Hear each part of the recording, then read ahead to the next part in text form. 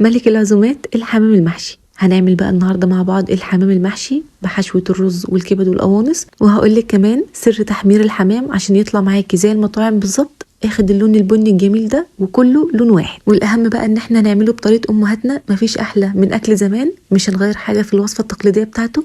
شايفين الحشوه ما شاء الله، الرز مفلفل ومستوي وجميل مش معجن خالص، والريحه والطعم بقى ما اقولكوش. واهم حته بقى اللي احنا بنتخانق عليها اللي فيها حلاوه الطعم كله، الجلد من بره مقرمش والرز من جوه مستوي وجميل. يلا بينا نشوف الطريقه. معايا حمام مغسول ومتنضف كويس جدا، وبعد ما بنضفه وبغسله بعمل له محلول نقع زي الفراخ بالظبط، ميه وملح وقطع او شرايح من الليمون، بيفرق جدا في ريحه الحمام، ما بيخليش فيه اي زفاره خالص. وبعد كده بنطلعه وبنشفه وبنورق الجلد عن اللحم. شايفين الجلد مفصول خالص عن اللحم. وخلي بالك وانت بتعملي الخطوه دي عشان جلد الحمام رقيق خالص وممكن يتقطع منك وانت بتعمليها.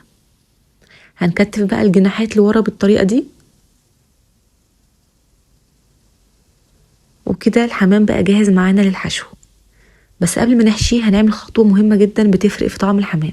هنجيب بصلايه صغيره مبشوره ناعم، وهنحط عليها حوالي نص معلقه ملح ونص معلقه فلفل اسود، وهنفركهم كده مع بعض. دي المرتة اللي هنتبل بيها الحمام قبل ما نحشيه، بتفرق جدا في الطعم، وبنعملها عشان تتبل لنا طعم الحمام نفسه يكون طعمه حلو، ده غير الحشو خالص.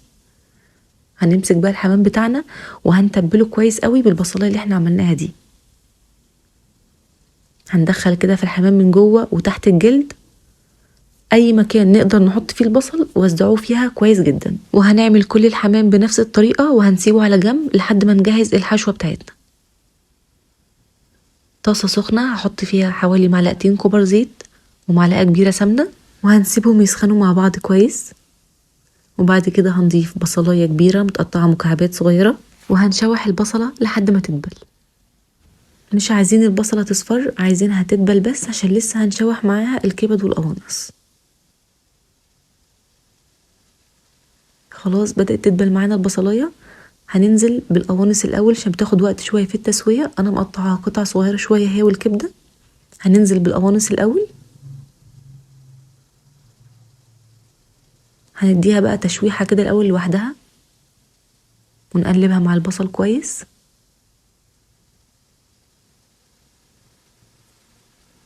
دقيقتين 3 كده وهنركنها كده على جنب، وهننزل بالكبد والقلوب.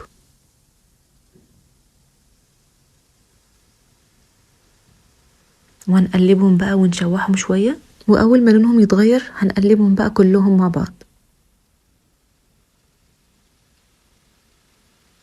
كده. خلاص دخلوا في التسويه، هنقلبهم كلهم بقى الكبده والقوانص والقلوب مع بعض. وهنضيف بقى معلقه صغيره مليانه من الفلفل الاسود. حشوه الرز دي اللي بيميز طعمها الفلفل الاسود الكتير، فنتوصى بيه شويه بقى. وهنحط نص معلقه صغيره من السبع بهارات، ممكن نكتفي بملح وفلفل اسود بس لو حابين الحشوه يكون طعم البهارات باين فيها كده ومتبله حلو، حطوا 7 بهارات. وهنقلبهم مع بعض كويس.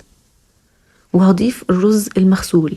عايزين تعرفوا معيار الرز المناسب، ماما كانت بتقولي كل حمامية بتاخد 3 معالق كبار من الرز، ما تزودوش عن كده. وهحط نص معلقة صغيرة من الملح، وهنقلب كويس. المعيار ده للرز جربوه هيظبط معاكم جدا، مش هتحتاجوا تزودوا عن كده. والكمية اللي انا عملتها كفت ال4 حمامات بالظبط، ما تبقاش منهم اي حاجة.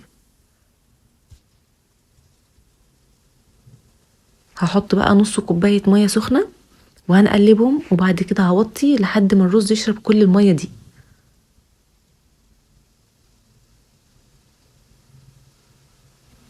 كده الرز خلاص شرب كل المية وبقى جاهز معانا، بس مش هينفع نحشي بيه دلوقتي، لازم الرز يبرد خالص، عشان لو حشيناه بيه الحمام وهو سخن الحمام هيفرقع ومش هيستحمل الحرارة. مش قادرة اقول لكم بقى الريحة عاملة ازاي. هنسيبه يبرد خالص، بعد كده هنبدأ نحشي الحمام. هنحشيه الاول من جوه كده، وبعد كده بقلب كده الجلد بتاع الرقبة لورا وبحشي الرز من جوه. وما تملوش الحمام رز قوي عشان لسه معاه كبد وقوانص. حطينا شوية هننزلهم لتحت وهنرجع نحشي حبة كمان.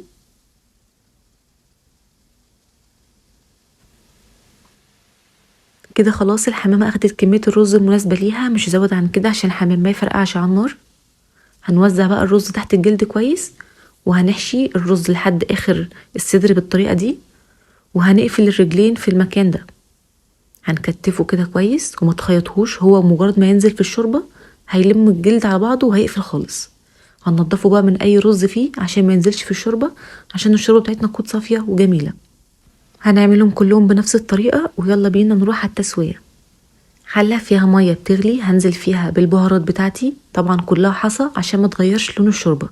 ورق لورا، كبيبة صيني او البهار الحلو، حبهان وفلفل اسود، كل ده حصى. لو حابين تحطوه مطحون مفيش اي مشكلة. هننزل بيهم في المية.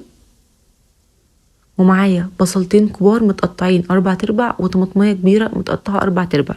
الطماطم بتدي لون حلو قوي للشوربة. وهضيف معلقة كبيرة ملح، وفي الاخر لو لقيته محتاج ملح هزود ملح تاني.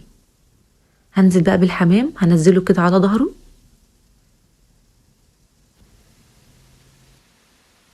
مش عارفة واضح عندكم ولا لأ، بس شايفين الحمامة مجرد ما بتنزل في المية المغلية الجلد بيلم خالص وبيشد. فانتوا لو حاطين كمية رز كتيرة هيبقى الجلد هيشد، والرز كتير ولسه لما يستوي هيفرقع طبعا منكم. انما طالما كمية الرز مظبوطة مش كتير الجلد هيقفل ومش هيطلع اي رز منه. هنسيبه بقى لحد ما يغلي، وبعد ما يغلي هنوطي عليه ونسيبه. التسوية لو الحمام صغير هياخد نص ساعة، لو الحمام كبير شوية زي اللي انا عاملاه هياخد ساعة الا ربع. وبعد ساعة الا ربع الحمام استوى وبقى جاهز معايا. شايفين لون الشوربة جميل ازاي؟ وبصوا بقى الحمام مفيش رزاية طالعة بره، الحمامية ماسكة نفسها، الجلد الحمد لله ما فرقعش. شايفين قفل خالص على بعضه ازاي؟ فما تزوديش خالص في كمية الرز في الحشو، اديله الكمية اللي هو محتاجها بس، لان لو زودت عن الكمية دي الحمام هيفرقع وشكله هيبوظ معاكي وهتزعلي بعدين. شايفين بقى الشوربة ما شاء الله صافية وجميلة وما فيهاش ولا رزاية طلعت من الحمام.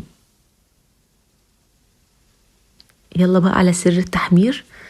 الحمام بندهنه لبن قبل التحمير، الخطوة دي بتفرق جدا في تحمير الحمام، بتخليه ياخد كله لون واحد وبيطلع شكله جميل في الاخر. ندهنه كويس جدا من كل الجوانب، ما نسيبش حتة مش مدهونة بالحليب.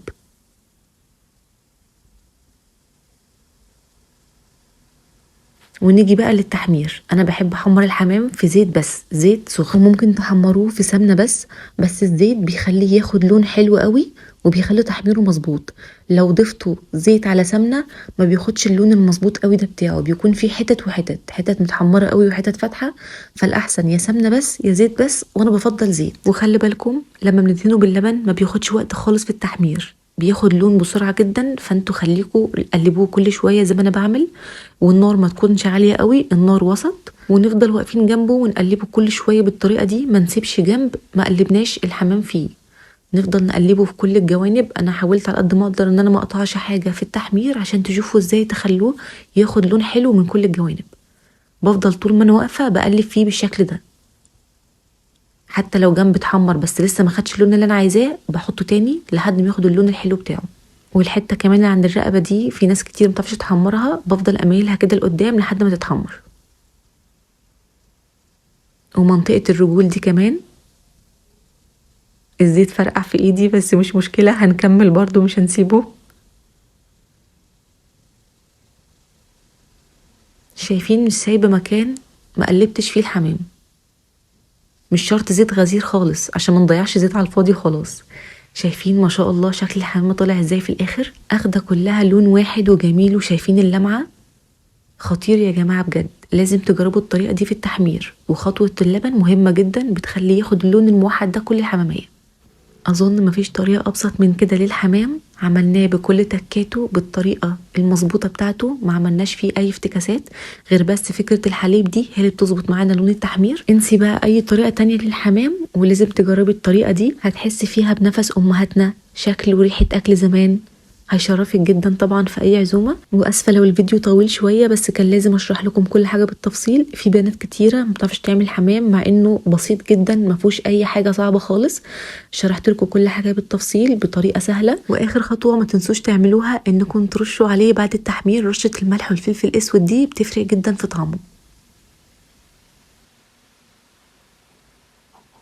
شايفين الجمال؟